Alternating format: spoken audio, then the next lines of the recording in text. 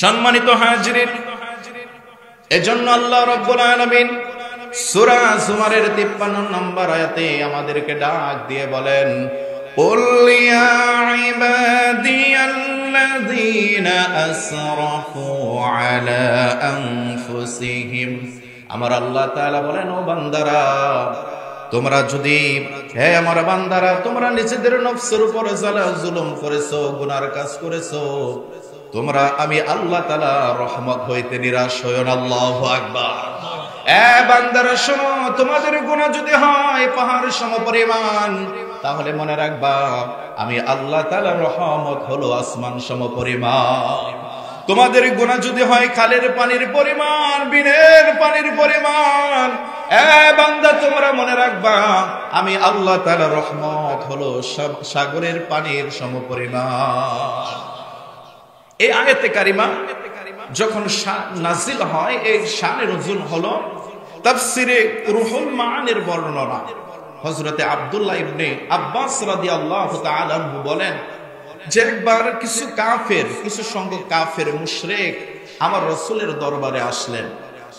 আমার রাসূলের দরবারে এসে বললেন, নবী গো, আপনি এত সুন্দর করে কোরআনের কথা বলেন, ইসলামের কথা বলেন, আহারে আপনার কথাগুলো কত ভালো লাগে।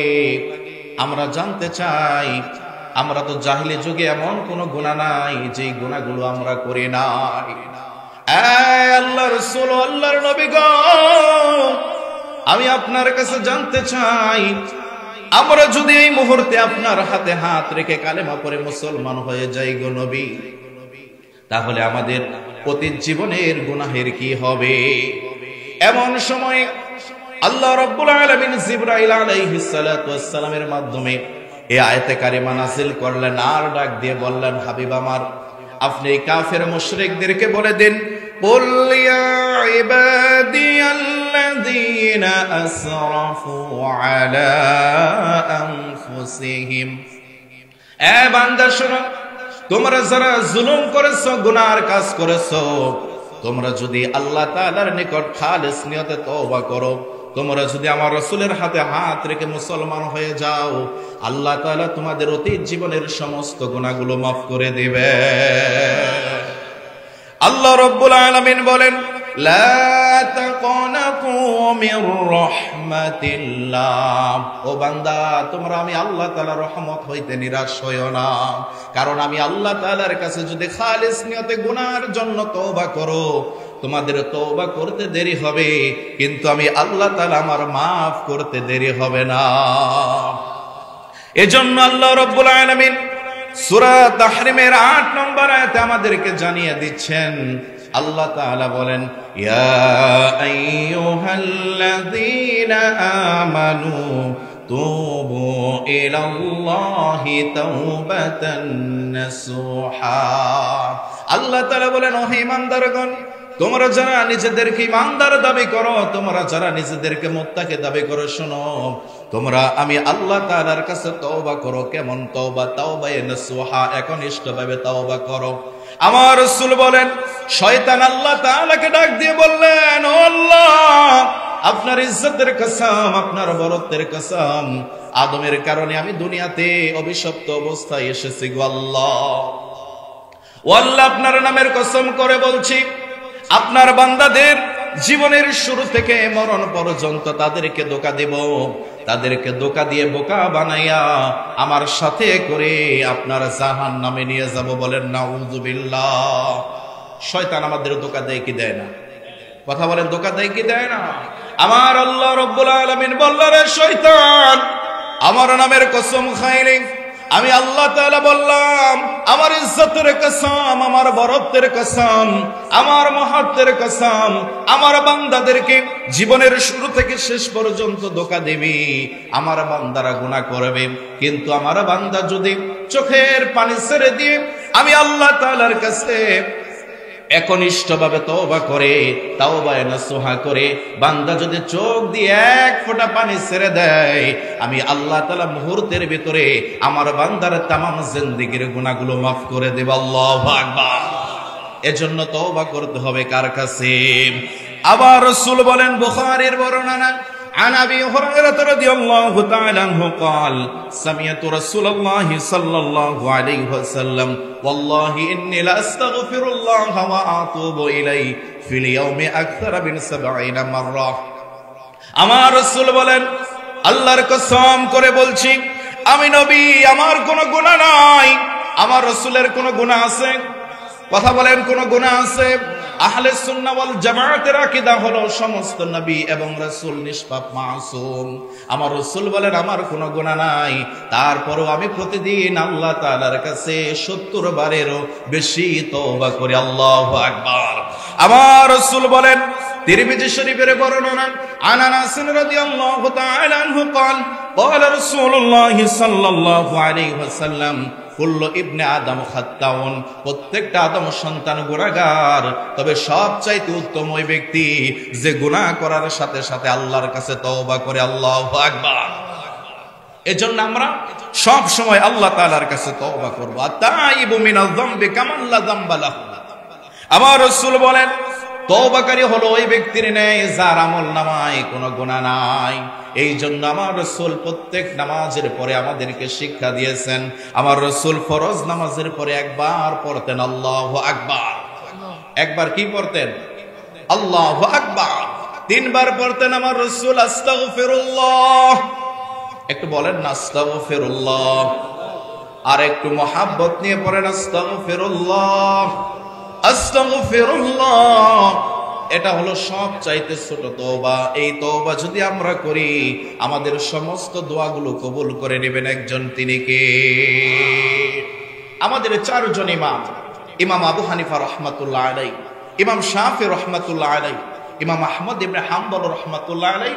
ইমাম মালিক রাহমাতুল্লাহ আলাইহি এই চারজন ইমাম ছিলেন জামানার সবচাইতে বড় আলেম কথা বলেন ঠিক কিনা ইমাম আহমদ ইবনে হাম্বল রাহমাতুল্লাহ আলাইহি ওনার জীবনের ভিতরে পাওয়া যায় উনি যখন একদম বার্ধক্য অবস্থায় হয়ে গেছেন সফরে বের হয়েছেন এই শীতের ভিতরে রাত্রি বেলায় সফরে বের হয়েছেন যাইতে যাইতে একটা মসজিদে তিনি মাগরিবের নামাজ আদায় করলেন মাগরিবের সালাত আদায়ের পরে ওই মসজিদে অবস্থান করলেন ওই মসজিদে এশার নামাজ পড়লেন চিন্তা করলেন আমি একজন বৃদ্ধা মানুষ আমি রাত্রি বেলা কোথায় যাব তার চাইতে বরং এই মসজিদের ভিতরে রাত্রিটা কাটাইয়া দেই এই নিয়ত করে যখন মসজিদের ভিতরে বিছানা পেরে তিনি শুয়ে শুয়ে হাদিস পড়ছেন এমন সময় মসজিদের খাদেম এসে বললেন আপনার মসজিদে থাকার অনুমতি নাই মসজিদে থাকার অনুমতি নাই আপনি বের হয়ে যান আহমদ ইবনে হাম্বল রাহমাতুল্লাহ আলাইহি বললেন খাদেম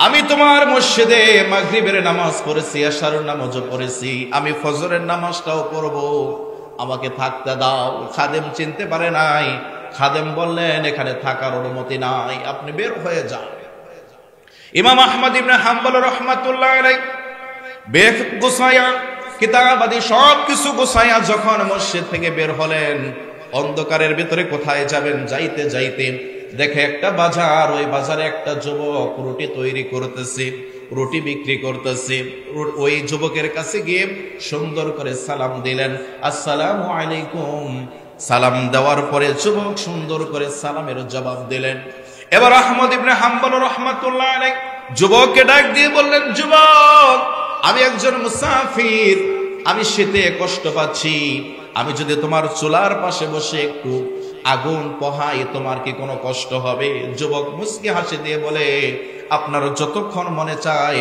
আমার চুলার পাশে আপনি বসে থাকেন ইমাম আহমদ ইবনে হাম্বল রাহমাতুল্লাহ আলাইহি ওই চুলার আগুনের পাশে বসে রয়েছেন আর খেয়াল করলেন ওই যুবক যখন রুটি তৈরি করে তখন পরে আস্তাগফিরুল্লাহ যখন ওই যুবক রুটি তৈরি করে চুলার উপরে রাখে তখন পরে আস্তাগফিরুল্লাহ আবার যখন চুলা থেকে রুটিটা নামায় তখন পরে আস্তাগফিরুল্লাহ ওই যুবক যখন রুটি বিক্রি করে তখন পরে আস্তাগফিরুল্লাহ টাকা নিয়ে যখন ক্যাশ বক্সে রাখে তখন পরে কি কথা বলেন তখন পরে কি ইমাম আহমদ ইবনে হাম্বল রাহমাতুল্লাহ আলাইহি তাকায়া বলে যুবক আমি খেয়াল করতেছি তুমি সব সময় আস্তাগফিরুল্লাহ পড়ো কারণ কি ওই যুবক ডাক দিয়ে বললেন ও হুজুর আমি সব সময় আস্তাগফিরুল্লাহ পড়ি এই আস্তাগফিরুল্লাহ পড়তে পড়তে আল্লাহ তাআলা আমাকে মুস্তাজাবুদ দাওয়া হিসাবে কবুল করে নিয়েছেন। আল্লাহু আকবার।